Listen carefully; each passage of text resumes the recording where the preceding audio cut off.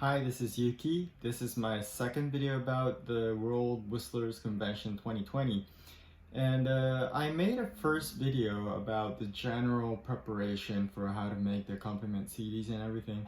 But I thought I'd make another video about the detailed judging rules because it's a lot of detailed things, and if you haven't participated in the past and gotten comments about your performance, then you might not know what exactly each of these points mean. So for you to have a better performance, you need to understand what is in the judgment guidelines. And the difficulty is that the original judgment guideline is in Japanese, and the translation is sometimes difficult to understand for especially for non-native English speakers. And so I'll try to decipher, explain what each of the lines probably means, because I've never been a judge, so I can only guess what these things mean, but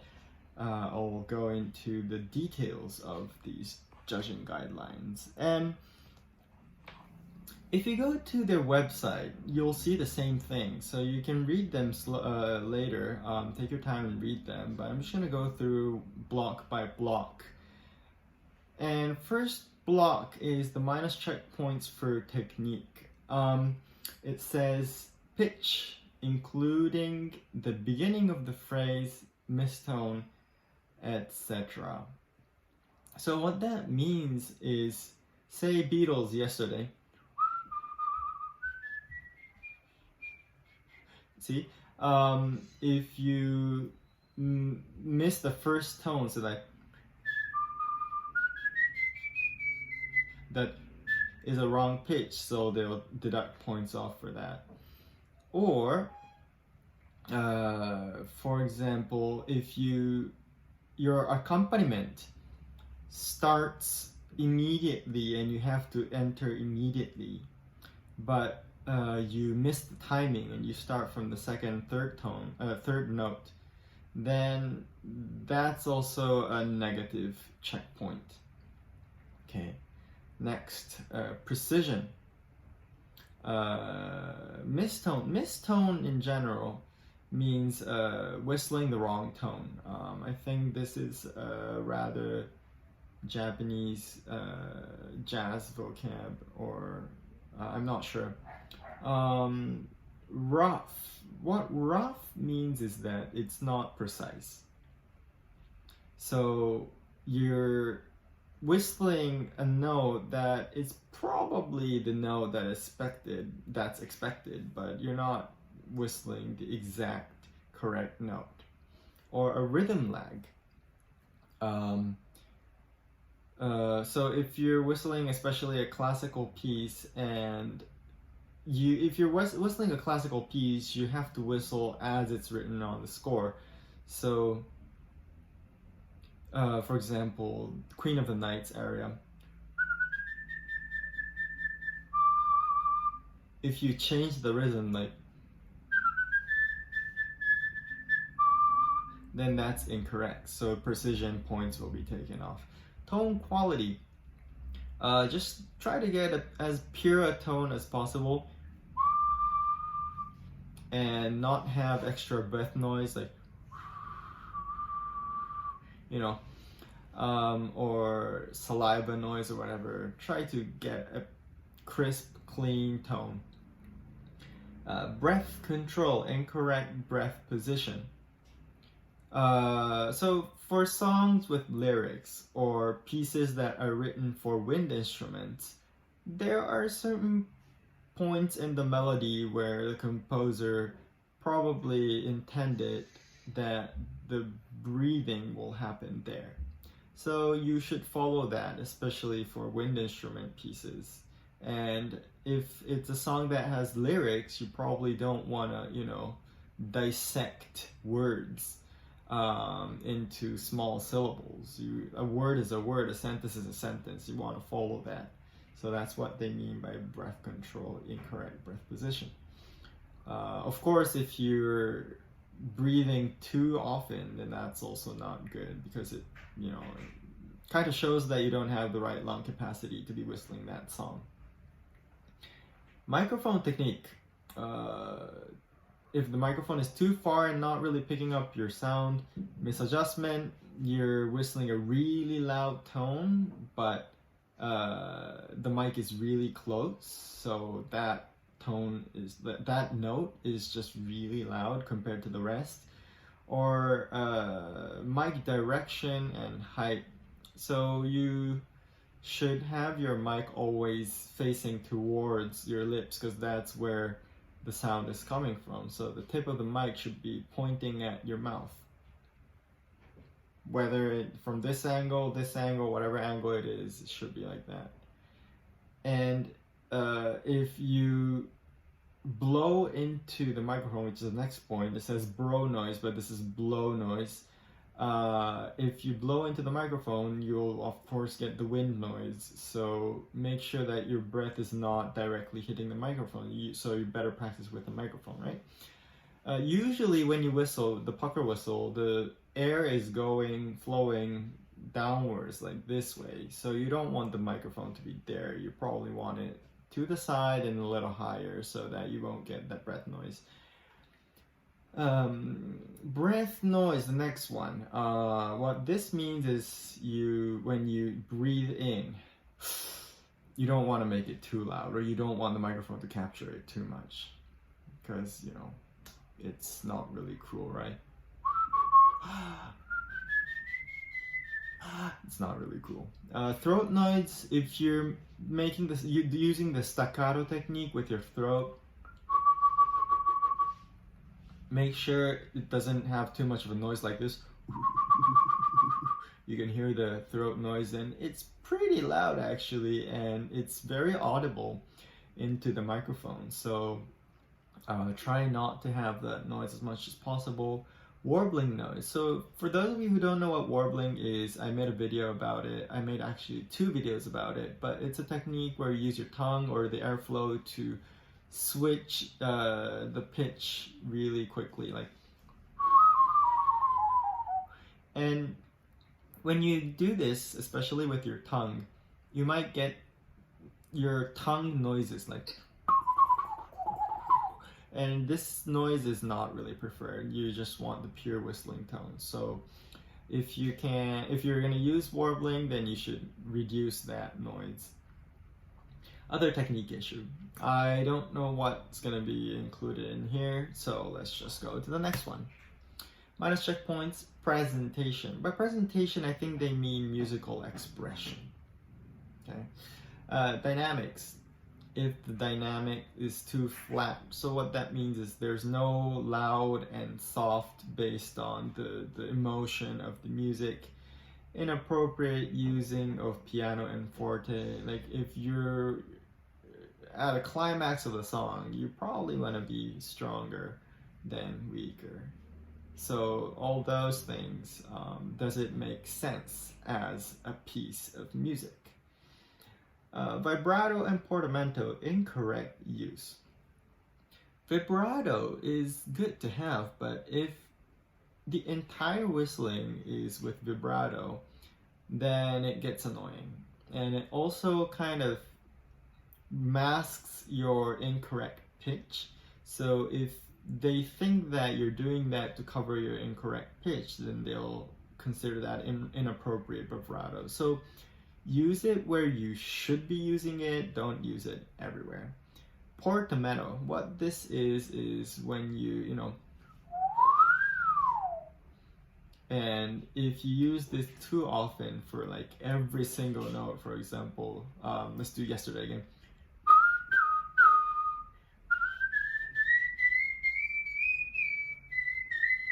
It's too much, right? So you don't want to do that. Just do it where it's really effective. Limit the number of portamentos.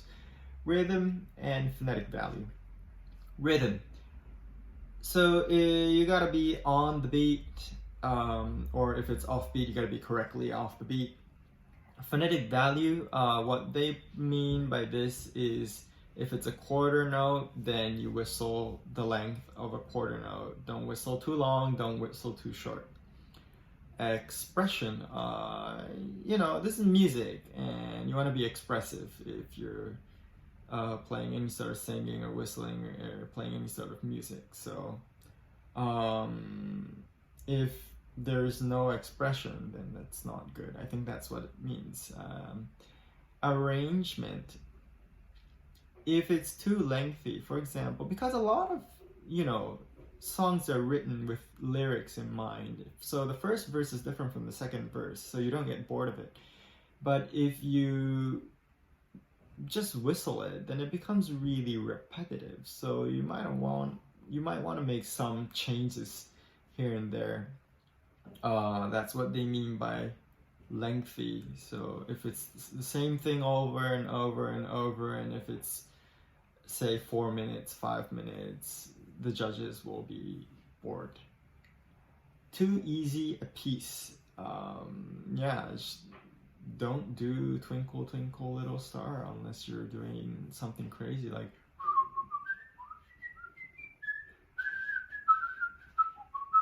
I think that's okay, but if you're doing just normal Twinkle Twinkle Little Star, then that's probably not appropriate for a world-class competition.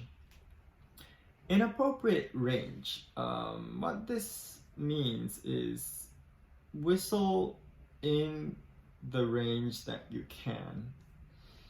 Like, if you're trying to whistle a very high song, like a song that's sung in a really high range and you can't really hit that, you can do it an octave lower, but it will lose, you know, that power. So you might want to shift the key down a couple notes and make sure it's within your range. And switching octaves where you can't whistle, I don't know if I can do a good example, but with yesterday,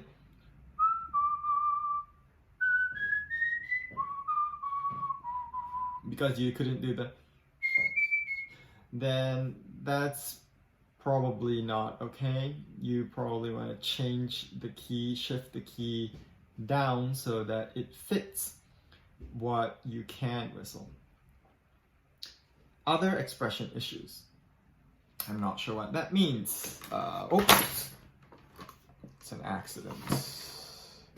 Make sure there are no accidents in your presentation. All right, let's get back. Minus checkpoints overall. This section was pretty long, so I cut it into two. Time over or shortage. The songs are supposed to be 2 minutes or longer, and classical plus popular are supposed to be 9 minutes maximum together. So don't go over that, or don't do anything that's too short. Flight of the Bumblebee or Saber Dance, those things are 1.5 minutes, and it's not sufficient. Improper accompaniment. Number 1, including the same main melody as what you're whistling for more than half the piece. This can happen in some orchestral pieces, like Baroque pieces especially, so be careful your accompaniment is not like that. And when you're buying karaoke tracks online, make sure it doesn't have the guide melody. Improper accompaniment 2, that includes whistling or vocal sounds. Make sure your accompaniment doesn't have any other whistling, and make sure even the chorus vocals are not in the accompaniment. And another thing, don't include sounds that sound similar to whistling, like flute, piccolo, recorder, anything, a MIDI, windpipe, whatever. Try not to include those because it will be confusing for the judges. A cappella for more than half of the piece except for allied arts. In the allied arts, basically you can do anything and everything that's not hikifuki or recorded accompaniment. So that's okay, but if you're in the recorded accompaniment category, at least half of the piece has to have a recorded accompaniment on it. So for example, if you're whistling cadenza for a concerto in the classical category, then you need to make sure that the cadenza is no longer than half of what you're whistling for that piece. Using your finger, except for allied arts, what this means is that there are some pucker whistling techniques that employ fingers or your hand, things like and these things are not allowed in this competition. There has been a lot of discussion about it. People have won titles before using this, but not this time. In this competition in Japan, it has not been allowed. So if you use one of those techniques, just don't do it. Alright? So, okay, so that means no like finger whistling, these things, or hand whistling. These can be used in allied arts, but not in the main recorded accompaniment category. Minus checkpoints overall, number 2. This is for hikifuki, the first point, non-simultaneous playing.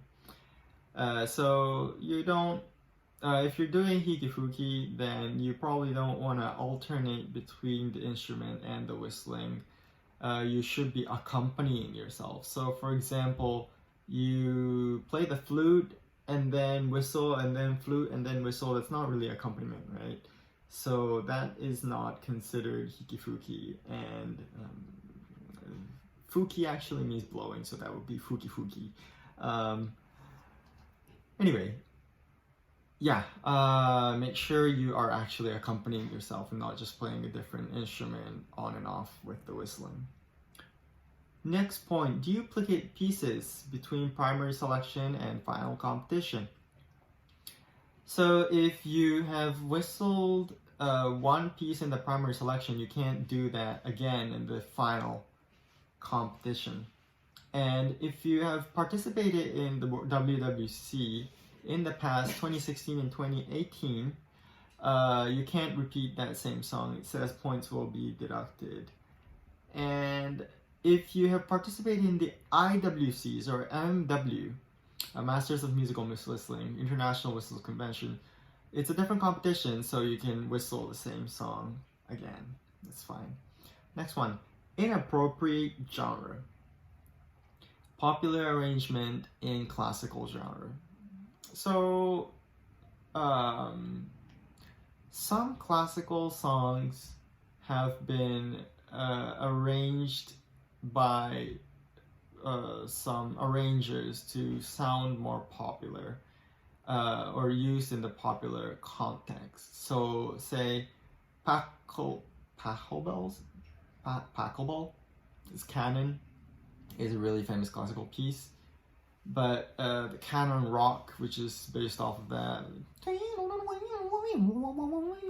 so that one's not appropriate in the classical category, although it's basically the same song. Next one, disqualification. So this is, pretty damn heavy. You will be disqualified if you do these things. Using a tuner device for whistling on stage. So there are tuner apps on your phone and blah blah blah, or a tuner, like a physical tuner. Bring that on stage while you're whistling. It's not alright. Or using an automatic instrument in the hikifuki category. So hikifuki, you have to be playing an instrument. So you can't just do, what do you call that? Music box, for example. You're not allowed to use that. It doesn't count as a hikifuki instrument. Other deviation, omission from guidelines. There are other pages of the guidelines that's not about just the judging guidelines, so make sure you read them all and follow all the instructions. I did make another video. I didn't go through each and every single point of those guidelines, but I think it'll be your help, so make sure you go check that out. Lastly, but most importantly, plus checkpoints. So these will give you positive points. So point deduction is part of your score, but point addition is also a part of your score, and this is where you really make the difference, because everyone will try to, nail everything down for the minus checkpoints, but the plus checkpoints is where you can make a big difference. Precision, accuracy, right pitch, meticulousness. Each note is very well taken care of, makes sense in the musical context, is correct, and is beautifully whistled. High level technique, a very fast passage that's done accurately, not just fast, it has to be accurate. A very difficult piece with a lot of jumps, you do it precisely, and it also has to be musically done. Beautiful and an attractive tone. You know, when someone's whistling, you know if it sounds beautiful or not. So try to get that beautiful note. Excellent expression and or arrangement. If the music is arranged for your whistling and it's perfectly done so that it's enhancing your music, then that's a plus. Or if your musical expression is on point, and the next point says move deeply, yeah, so it's emotionally moving. Like if you do a really moving performance, then that's going to be a plus. Originality, this is a bit of difficult part, but it's not like a cookie cutter performance of a well-known song. You add some originality here and there, you know, shifting keys in the middle, adding some improv bits, or you know, one of those things. Your arrangement is different from the, you know, average whistling. Those things can be considered originality. I've gotten this originality points in the past when I did some jazz improv, so that's another thing. New possibility. This is when you show off a technique that no one had ever seen, and it also looks promising and developing for the instrument that is whistling. So yeah, this new possibility thing is really difficult to, you know, get, but I've gotten it before, I think, for using the multiphonics, etc. Yeah, so if you can get these plus checkpoints, the plus points, it will positively affect your scores.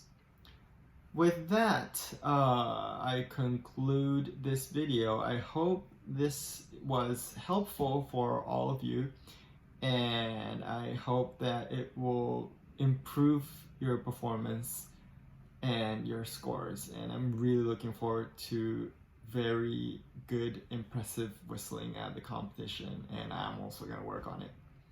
Thanks for watching. Please like the video, subscribe to my channel if you haven't done so already, and you know, give me some comments at the bottom. I'll appreciate any kind of comments, questions, feedbacks, criticism. Yeah. Thanks for watching, and see you in another video. Bye.